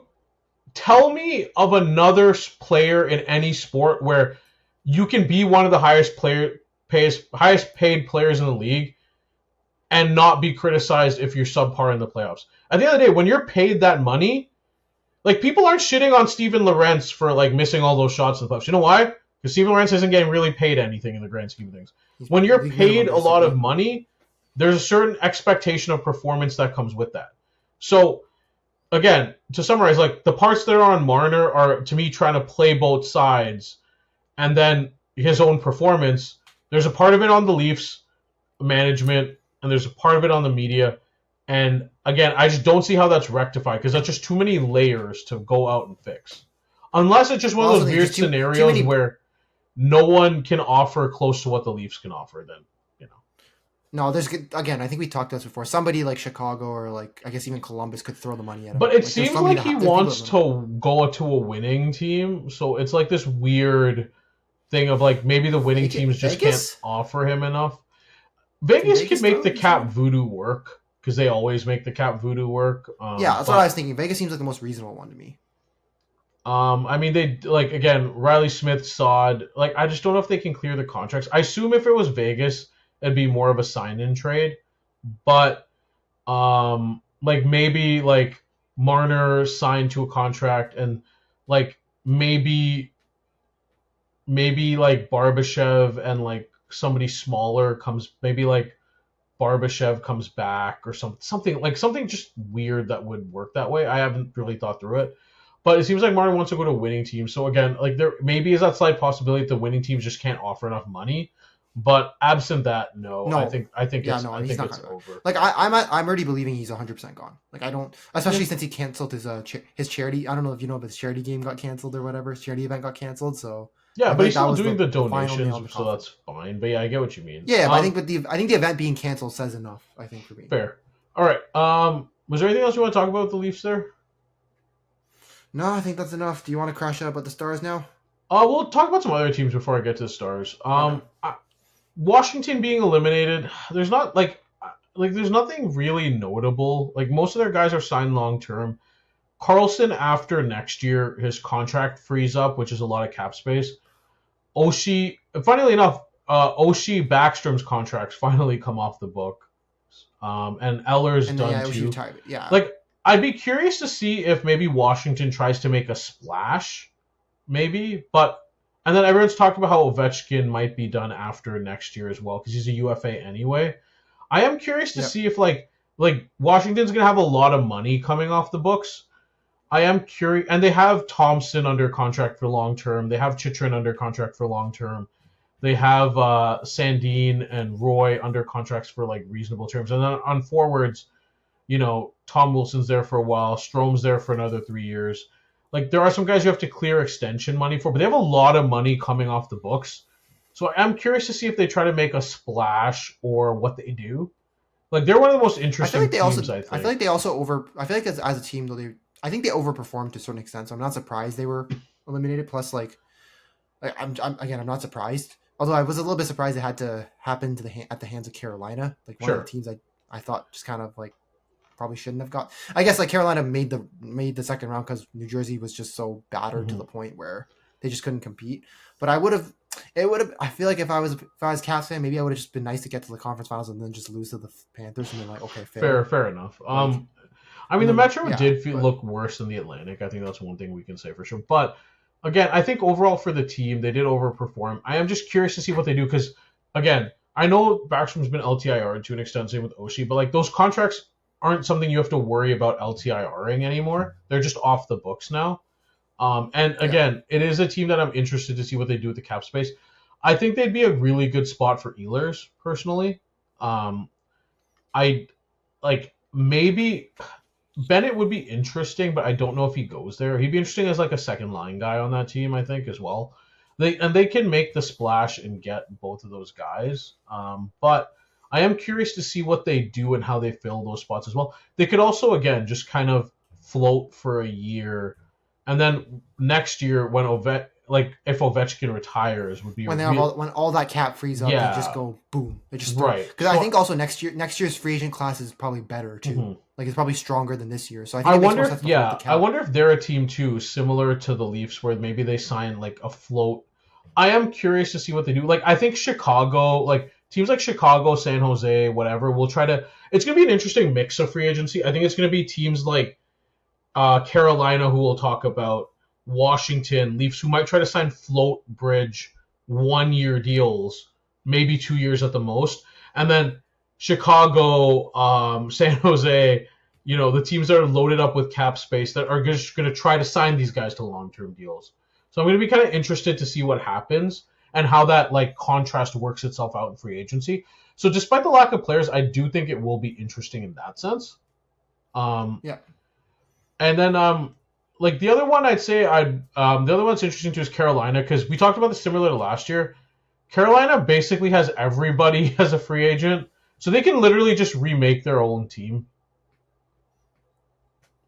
And I think they're a team that's in play for Marner right now too. So I don't like the Marner fit for them. I don't like the fit for them, but I mean, if they're trying to find a star player during the regular season to go for, then like I could see it happening. Like obviously, they have enough cap space to do it. Obviously, Stankoven's nowhere near Marner, but I just don't like another playmaking guy that's smaller. Another guy who shoot very well, yeah. That's smaller to add to another team that already has these guys. Like it sucks because they don't have a lot of shot making talent, and I respect them for what they were trying to fix that with Rantanen. But there's just not a lot of shot making talent on this team. This team has a couple. Despite making the Western Conference Finals, this team does have a couple issues. There's not a lot of shot-making talent on this team. I argue Svechnikov looked like he was going to be that guy's rookie year. He hasn't quite been what they wanted. Like, but outside of that, there's not a lot. Stankoven's not a shooter. Let's just be real here. And adding Marner, like, I don't think for what his cap hit would be would quite make sense for that roster. Like, again, I'd like a guy more like Ehlers. Do you think they just do whatever the team does and just like, get a bunch of guys on 1-year deals and then just wait for next year to like kind of? I think so, because I think they can, like, there are guys they can develop. Like, I think again, Stankoven can get a top 6 role. Bradley Nadeau is probably coming up next year for good. Nikishin is definitely coming up next year for good as well. So there are guys who can, like, they can kind of wait a year if they want to. And the rest of the core is pretty young, right? Like, Jarvis is 23, Svechnikov's 25, Aho's like the elder statesman at 27, right? And like the defense is a bit older, but that's fine. I do think, I don't know, like, I do think I'd like to see maybe, I do want to see what their plan is for a more offensive defenseman. If it's just to let Nikishin, the thing I'm curious with Carolina is, do they sign do they try to sign or trade for a major offensive defenseman? Because if they don't, it tells me they're gonna let Nikishin get some run in and try to be that guy. Yeah. If they do, then it tells me they're kind of, again, they're looking at that as a need that they're obviously trying to fill. And then I am curious to see, again, I hate to say this because it just sounds like commonplace. It's just similar to what I feel like with Toronto and, again, we just mentioned Washington, is the plan just to float a couple of deals over, or is the plan to just find some of your long-term guys? Because the Carolina's done this for a couple of years now. They basically floated the money over year for year for year, and they made like 1 or 2 long-term signings of their core here and there, but they floated a lot of money over. So I'm curious when they do kind of capitalize on it. Yeah. I mean, I think you mentioned the whole team just basically walking. It's like they have the opportunity to just pick and choose the pieces they want to keep and the ones that they don't want to, and then just kind of remake the team from there. But I think I do agree with they need guys that can. Okay, it's not like basketball where it's like, I was gonna say create your own shot, but like basically they need shot making talent. Guys who can, like, who don't need I don't want to say don't need a ton of playmaking because everyone needs setup, but guys who have the shot making talent to who need less playmaking, who create goals. Yeah. Who create goals out of suboptimal scenarios, basically. Yeah. Winnipeg, I don't want to talk too much about here. It's not mean. Everyone thinks I hate Winnipeg. It's not the case. It's just, for me, it kind of sucks for them because it kind of just feels like the end of like the era. Because if Ehlers is gone, I mean, they signed Velarde, but like if Ehlers is gone, it starts to feel like this core is just like, this was the year. It kind of felt like, and I don't know. It feels kind of sad because it's like, when Ehlers is probably the youngest Connor's the youngest, I guess, but like this year Ehlers is a free agent. If he doesn't re-sign, Connor's a free agent next year, and then it's, there's not much. I don't say there's not much left, but it's like, it's kind of felt like the last hurrah for them. And Winnipeg already has issues with guys signing in free agency and them being like everybody doesn't want to go. Everyone doesn't want to go there, right? So it's like they're kind of they're stuck. They have to like basically just hit on their draft picks. But I hate to say this, but even their draft picks, like, I don't know if you remember, but Rutger McGroarty didn't want to go. Go there, and then he got PLD. He got had his dad there and still wanted to dip. Like, yeah, they work in a weird space. It's tough. I don't really have much to say about Vegas, so do you want me to crash out on the Stars here? Take the floor, man. Matt. Take the floor, my man. Okay, I'm gonna warn you. Part of this is irrational. So if you're going to be like, hey, he's being nonsensical, I don't care. That's part of it, okay? All right, let's hear it.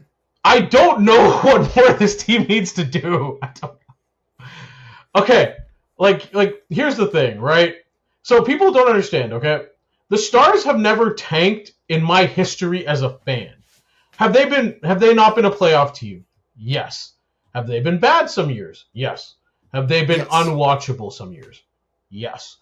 However, they've never been horrible. They've never been one of the 3 to 4 worst teams in the league. And even when I think they're going to suck, somehow, like, when Brad Richards left and I thought they were going to suck, Jamie Benn became good. And then they traded for Tyler Seguin, and all of a sudden they're back again.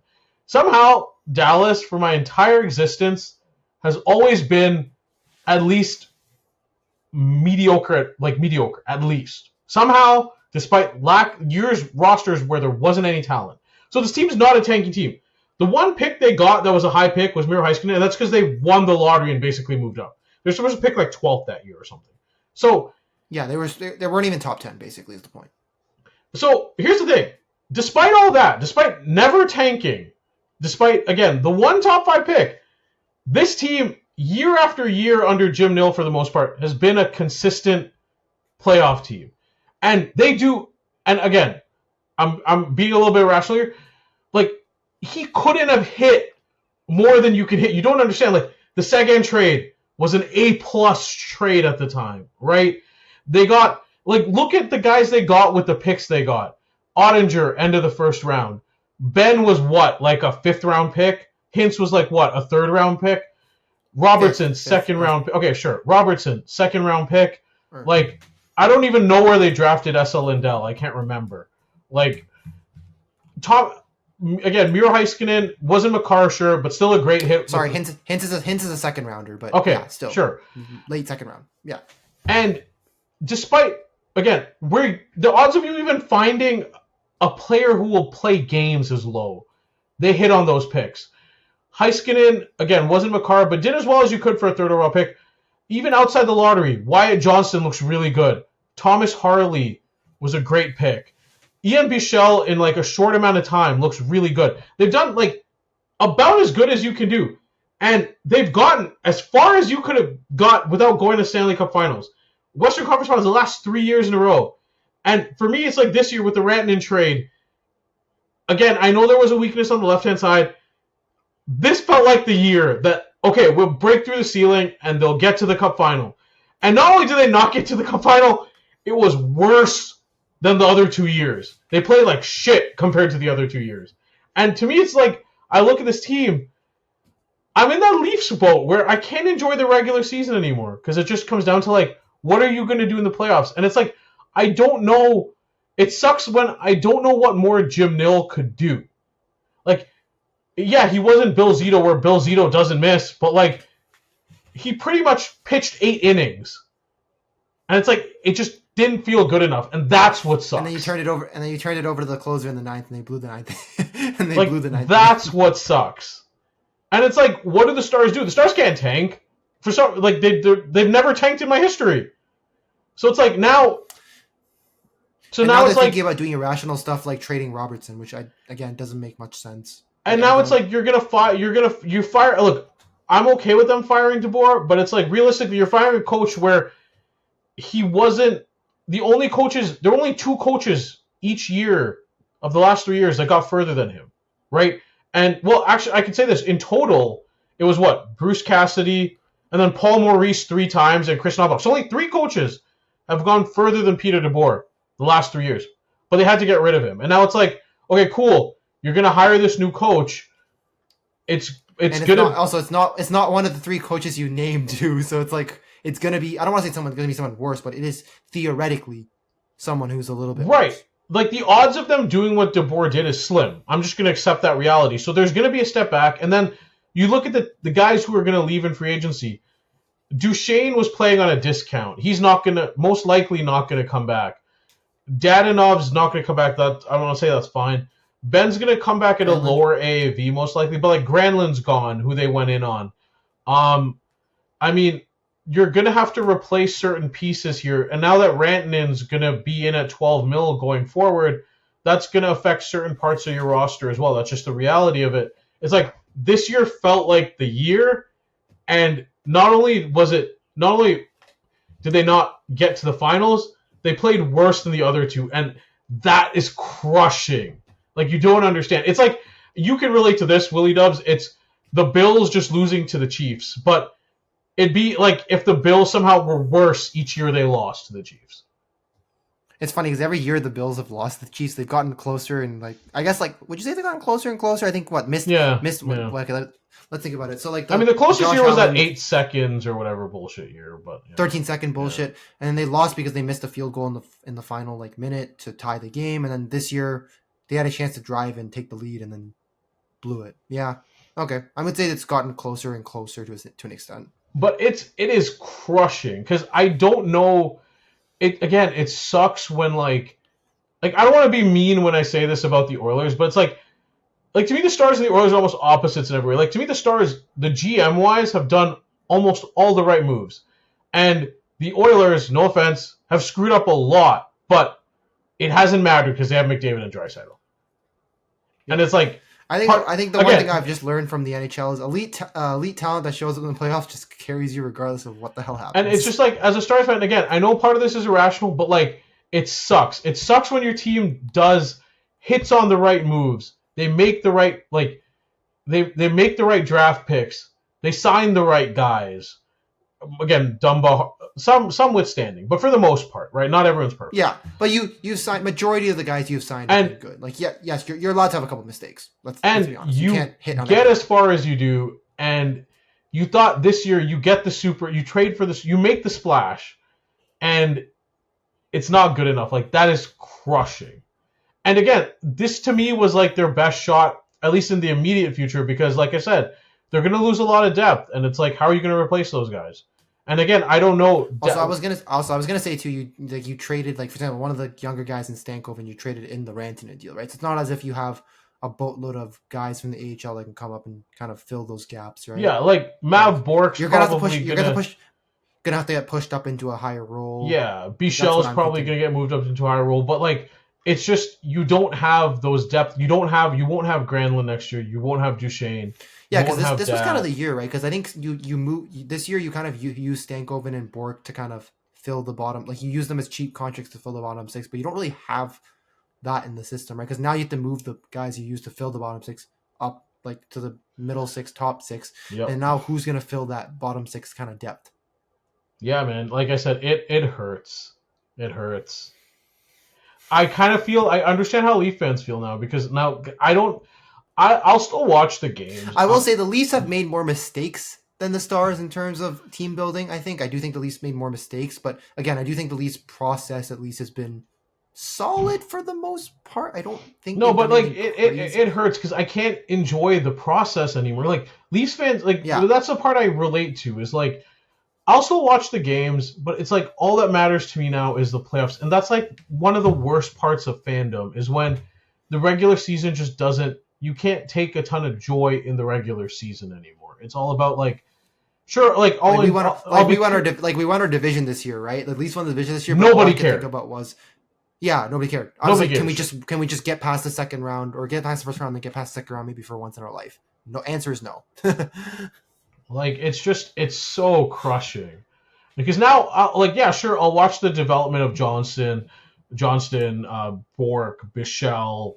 Harley obviously Harley was great this year. Like I think he received votes for the Norris, which again shows you how good, which just shows you how good he was.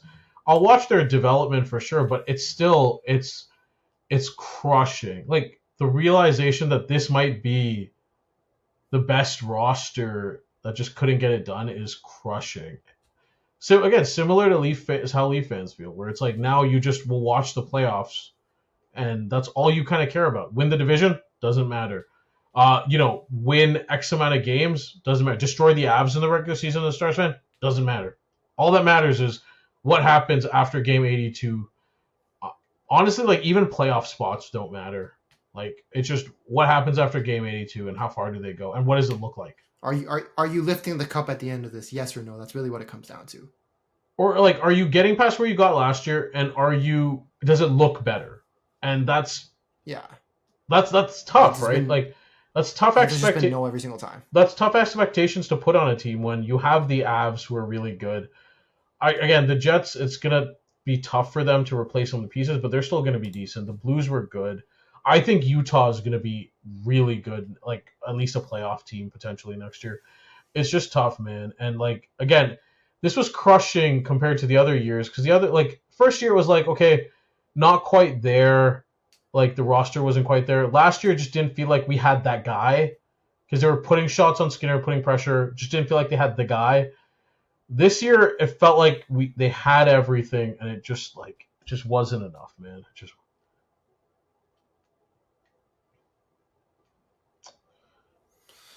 Yeah, I know how you feel, man. We're both in that same boat and can't enjoy the regular season. Are you gonna watch any of the regular season games? Or are you just gonna? Of course, yeah, of course, of course. One, because I'm at a certain point where I've capped myself to like 20 to 30 games now. Like I just can't watch the full season anymore because I just like the thought always lingers in my head where, like, look, I don't give a shit how this is going now. Sure, we're gonna make the playoffs at this rate most likely, unless something weird really happens. It's like, but in my head, it's like, did we get past the first round? Did we maybe get past the second round? The answer's still been no every single year. I'll watch. I think the issue that's gonna come up is, like, will I have the day-to-day, you know, people, like, if people go to me and be like, oh, Stars blew out the Avs, great win, I'll be like, cool. If they lose, I'll be like, okay, sure.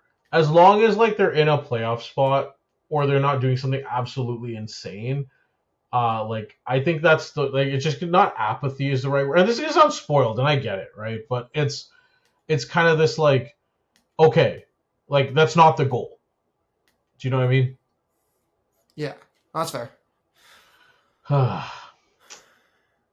Again, saying I relate to Leaf fans is a tough juncture. I am also curious. I think we covered the Jets, the Stars, and then I'm just forgetting. I'm just making sure we covered every team in the West, right? Minus Vegas, but Vegas will do could do something totally random. So I just don't want to like go because Kelly McCrimmon. I'm pretty sure Kelly McCrimmon will come up with some voodoo or some creative way to like get what he needs. So I'm just not. Well, our cap space. Oh, look, we have $13 million in cap space. Mitch Marner, yoink. It's like, oh, we need to clear some cap space. It's like Brett Howden gets like shot in the leg mysteriously and goes on LTIR. Oh no, or it's like Brett Howden's like the sick. Like I guess all joke. This is maybe not a great joke to say, but like I know what you're gonna say. He's the sixth man. He's the sixth man. He's a sixth. No, yeah, or something like that. And it's like, oh yeah, Brandon Saad. Oh yeah, he. You know, or something happened to Brandon Saad, and then Riley Smith. Oh, Braden McNabb gets like taken out by the mob or something. The Vegas finds a way. Yeah, especially in Sin City, they'll find a way. What happens in Vegas stays in Vegas. Unless they need to get rid of your cap hit. Unless they need. Yeah. All right. Was there anything else? Stay in Vegas. They might stay in Vegas. It might just be a tombstone. All right. Was there anything else you wanted to talk about with regards to? No, I think that covers at least the playoff portion of it. Yeah. I mean, we'll talk about the. Obviously, Panthers won the cup now. Yeah, I guess. It's official. Congratulations. I guess. I picked them to win the cup. I did not. God. You were really hoping it wouldn't be against the fucking Oilers again. I picked Panthers Vegas. So I picked Vegas. Oh, sorry, the Panthers winning in 6. So I thought I actually got one half of it right, funnily enough. But yeah. I think one thing I've learned is I'm not good with these predictions. I think like the prospect stuff, I think it's one of those weird things. Like I'm better with the prospect stuff, but like I just not. It was better than me. I picked Stars Lightning for like 4 years. I think 3 years in a row until it actually happened 1 year. You just spammed. You're the guy that kept spamming A until it just like. It's like that guy on the dating app who just keeps hitting swipes until like eventually one girl hits him with the heart. And it's just like, all right, it happened. You know, it happened. Oh, you mean the one that like swipes right, just swipes? Doesn't even look at the profile, just keeps going, and then it happens. Like, all right, cool, we got there. Yeah, I think so. Next pod we'll talk about. I think obviously we'll do the postmortem on the Panthers. Well, postmortem on the Oilers, post celebration analysis for the Panthers, and we'll talk about the NHL awards. Yep, and I think quite a few of them have already been confirmed. Yeah, I think, and the summary of everything, and we'll kind of do our own. First team, second team, NHL All-Star team. Yep. And then I think all we have left for today is you are hitting me with the guess that player. Yep. Let me actually pull that up. I am trying to make it full screen because it's being. So for people that don't know, I don't say it's everybody's favorite segment, but it's our favorite segment. Guess that player, where each week one of us has to guess based on someone's hockey reference page. The NHL player that's proposed. So how it works is we look at the NHL the hockey reference page and try to guess who the player is. Sometimes it's loosely based on the theme of the week. 3 points if you get it right. No hints. 2 points with 1 hint. 1 point with 2 hints. And if you get it incorrect at any point, no points. Yep. One of the hints is what round was the player drafted. Another hint can be when the player was born. We take it in any order. And Yep. Are we doing it through the off season as well, our contest, or are we? I think we should pick. We at some point we should pick a cutoff date. I don't remember exactly. Okay, we'll say where it should be a month before the regular season, so September. Yeah, 1st. and then we can start a fresh one. We can start a fresh one like the new September once 1st. the new season starts, or we can start like doing more like doing some cool like immaculate grid stuff because I know we discussed we wanted to do immaculate grids, like hockey ones. It'd be kind of cool to do one like we have like maybe like a 2-minute timer or like 5-minute timer to do one together, and then just that'd be kind of a cool. Yeah, it'd be like a nice we like we can alternative. break it off in between. That's fine, but we'll say September 1st. Okay. All right. All right. I think I have the. Okay, let me see. So I am I'm up gonna by share it now. 2, I think. I believe. Yes, and I think I have it shared. So.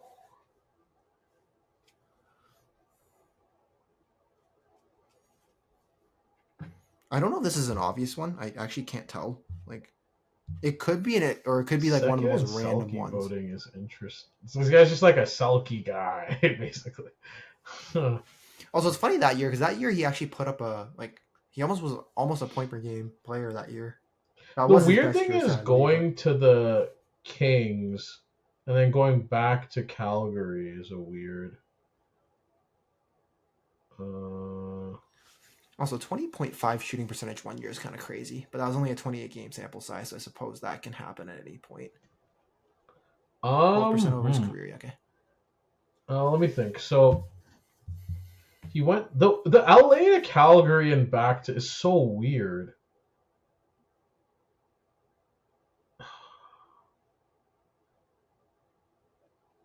Okay, I don't think this is right. I'm just gonna blind guess. Craig Conroy. Is that your final answer? Yeah. It is actually Craig Conroy, so you did get it. The theme of this one was because he's one of the current GMs. We discussed earlier in the pod some players who've transitioned to be GMs. Like I know Matthew Darsh, for example. Obviously not a superstar player, but the reason I guessed was St. Louis, Calgary. I know he played for both. I know he was on the cup team that made the finals. The only thing I didn't know, he got traded to Calgary, LA, and back to Calgary, and he started with Montreal. Well, I think what might have happened, I'm not sure if this is exactly what happened, but I assume he probably got traded to LA, but then when his contract expired in LA, maybe he re-signed with Calgary. I don't know. Maybe that's what happened. Like, I don't know. I don't actually know the exact... It's just interesting. He got traded from Calgary to LA, went with them for a bit, and then just went back to Calgary. Is weird. Man, Okay, he played for Calgary a long-ass time. Okay, so he actually left the Flames as a free agent to sign with the Kings. And then they traded him back? Leave the Flames. And then, let's pull it up. Let's see, struggled. Yep, and then the Kings traded him back to the Flames in exchange for Jamie Lundmark and 2 draft picks. So, I guess he got his wish of going back to Calgary eventually. I mean, it makes sense why he became GM. Like, he pretty much just knows the entire organization, apparently. What? He was there... Well, I also picked... Again, we talked more about the GM stuff, right? So I wanted to pick a guy that was actually a GM, too. So I didn't know he was a decent Selkie, top two finalists and 1 top 5 year. And, these were the Selkie years where, Carbonneau and Lethinen were, winning all of them, right? So it's not... I know, that's what's crazy, too. I didn't realize he was that... getting second in Selkie voting is, no joke. Right, and I think the other thing too was when I was picking my player for this, I was like, is there any players I can pick that are current GMs that aren't? Super it sucks because it's either super obvious or so obscure. Yeah, so it was Joe Sakic, Rob Blake, Mike were the 2 Greer. obvious ones I just didn't want to go. Mike Greer, okay, probably just because of the teams, you might be able to tell. Yeah, Edmonton, and then I was just looking. I was the minute I see Edmonton and San Jose, I'd be like, all right, I know that guy. And then I think Craig Conroy to me was the one that was the least obvious, but it was still, I guess, if you kind of could connect. Darsh would have been way too obscure, right? Yeah, I know. Also, yeah, I don't think his career was. I think I had a look at it. It just wasn't. Drury would have been obvious. Briere would have been obvious. Yeah, no, you're right. Yeah, the other ones. Yeah, I think this was the best choice I had, and I didn't want to like pick something that wasn't related to the theme because then it'd just be completely random. So I thought it'd be nice to stick to the theme.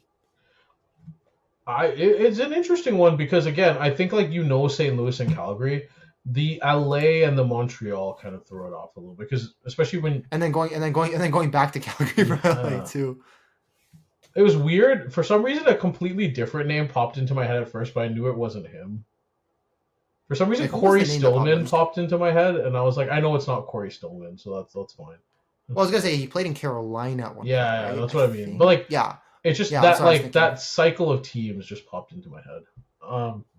That's fair. I mean, all right. So you went with your first instinct, so that worked out, right? So that puts me, I believe, 4 points ahead. And then I'll do 5? Because I think you're 2 up. Oh yeah, I think you're 2 up. Yeah, right? so 3, and then 5. Next week I'll do one, and then we can just do grids for a bit, like maybe. Yep. Well, actually, no. I go second, so we'll do a grid next week. Yeah. Okay, that's good. And then like I said, do you want to share your screen next week? We do it, or you want me to share it? It doesn't matter. You can share it. We can figure it out. Yeah. Okay. And then we can probably set some rules. We'll probably set some rules like, hey, maybe like obviously 5-minute timer or something, just because we don't want to be here all day. Because like when you and I do it in real life, we usually it's after like we go out to eat at like Montana, so we just have a lot of time to chill. But obviously, I don't think people want to stare at us just staring. We don't take that long though. No, I think when we were at Montana's at one time, we took a little bit of time. I remember like took us like 20. Like we kept debating name. Well, actually, no, it's funny because we had names that we knew would work. We just didn't want to pick. You don't pick the most obscure ones. Yeah. Yeah, like I think I gave you one random and you were like who, and then it worked out and you're like what the fuck, and I think you named another guy. I was like I didn't even know he played for that team at one point. Yeah, so we'll do that next week, and then like I said, we'll also we'll do our Stanley Cup Finals breakdown, and also what's gonna happen potentially to like the Oilers aftermath is gonna be so interesting, compared to the Panthers, because again don't want to preface it, but like. The Oilers are already the oldest team in the league, and there's a lot of interesting decisions they're going to have to make after this. Also, if you're the Panthers, if you already have 2 cups now, so it's like I don't want to say it's not that you're satisfied, but like you at least did what everybody else wants to do, right? And the Oilers also have like the atom bomb. I don't want to call it the elephant in the room. It's the atom bomb in the room. It's that McDavid hasn't signed an extension yet. But I have to think that they re-sign. Like I have to think he probably re-signs, right? Like, for sure, but it's not. I mean, most likely, but just the fact that that's something there. Yeah, like it's gonna make. Or if you're an Oilers fan, you're still like you're biting your nails, just waiting to hear the news on that. Right, and then it's like, well, what is the amount? And then Bouchard's contract. We'll talk about it after, but it's gonna be really interesting. Panthers gonna be interesting, but like not as much to be honest. And then we'll also talk about again the awards, what we think people got right, what people got wrong, what we maybe would have decided. We'll give our takes on what we think the final year All-Star teams should be. And yeah, we'll do an immaculate grid and go from there. All right, sounds good. I'm all for it. All right, guys. That's all we got for today. Again, congratulations to the Florida Panthers, man. This has been one hell of a fucking run. And again, lesson of this playoffs. I hope this is a lesson people take from this. 4 words: Bill Zito doesn't miss. For us at Toe in the Crease, I'm SJ. That's WillyDubz. We're signing out. We're signing. Later. Peace. See you guys later.